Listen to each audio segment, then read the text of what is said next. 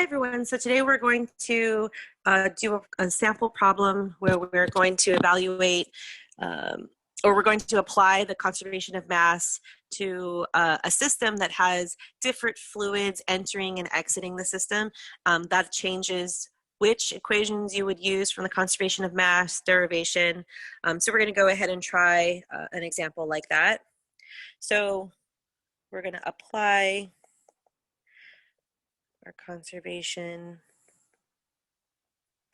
of mass, which the conservation of mass general equation states that the sum of densities multiplied by velocities multiplied by area out are in balance with the sum of the densities, velocities, areas in.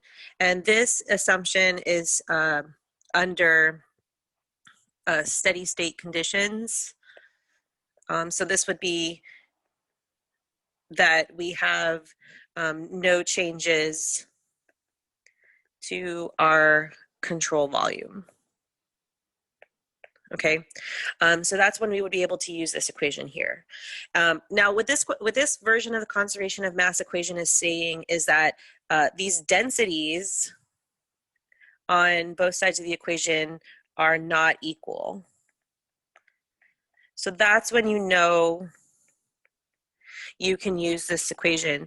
You can also use velocity multiplied by area is equal to Q, which is our volumetric flow rate. So we can substitute Q into that equation, which gives us the sum of densities Q out is the sum of densities multiplied by Q in. And we also can substitute that m dot, which is our mass flow rate, is equal to density multiplied by our volumetric flow rate.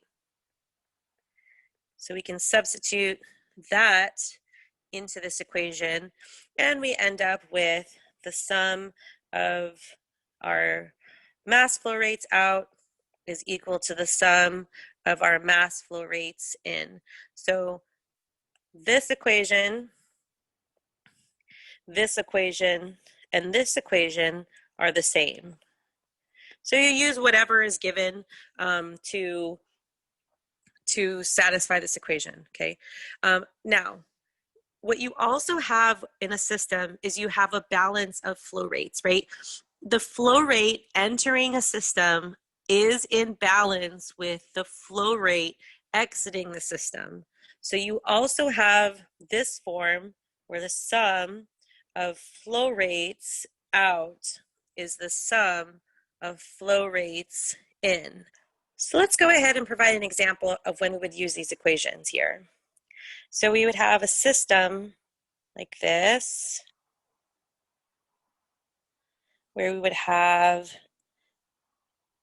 maybe two inlets, and let's say we have one outlet.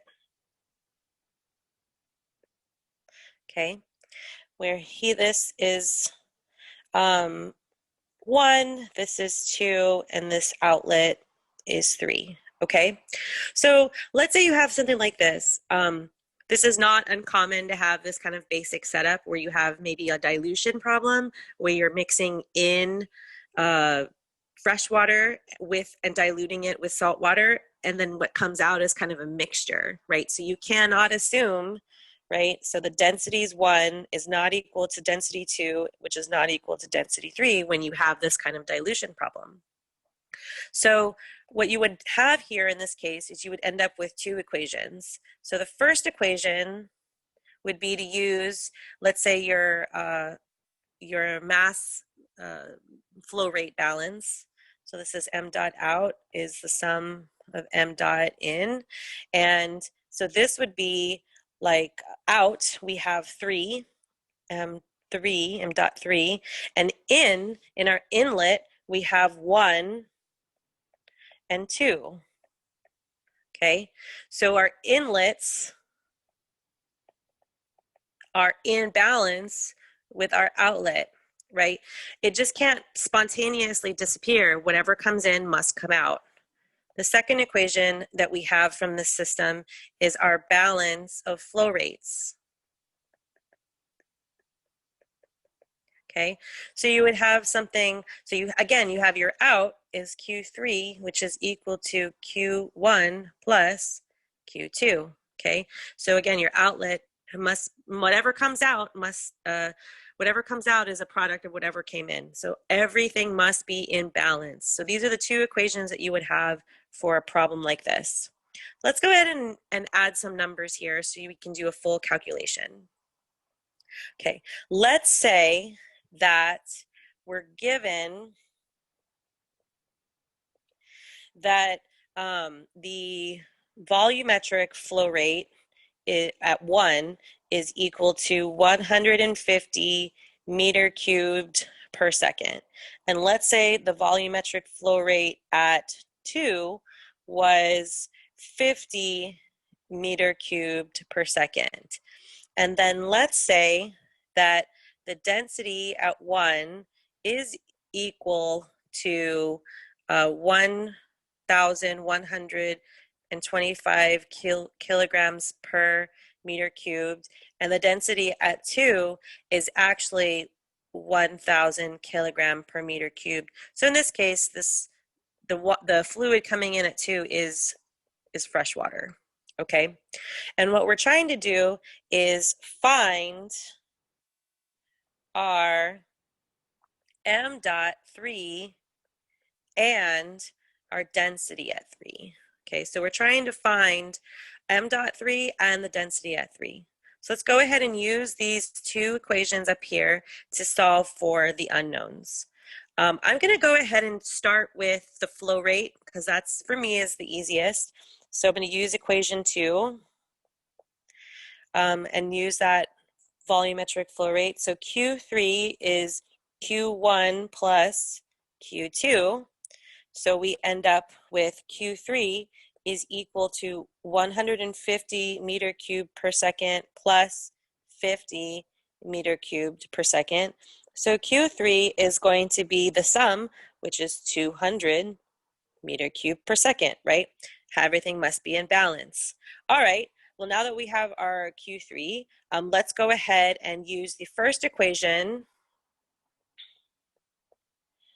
to solve for our m dot 3. So m dot 3 is equal to m dot 1 plus m dot 2. So we have our m dots at 1 and 2. So we can solve for the m dots at 1 and 2 using the densities. So we're going to do this. M dot 3 is equal to density 1 Q1 plus density 2 Q2. Okay. Density 1 is 1,125 kilogram per meter cubed. Flow rate at 1 is 150 meter cubed per second. Density at 2 is given as fresh water, so we're 1,000 kilograms per meter cubed, and our flow rate at 2 is 50 meter cubed per second. So our m dot 3 is going to be equal to 218,750 kilograms per second. So then what we're going to do to solve for our density at 3, so m dot 3 is also density at 3 Q3. Rearrange our equation to get density at 3 is m dot 3 divided by Q3, which is going to give us 218,750 kilograms per second divided by 200 meter cubed per second.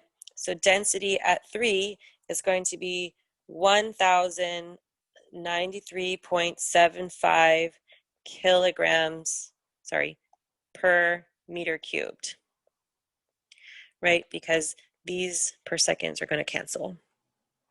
So that is going to be our density at 3, and this is our mass flow rate at 3.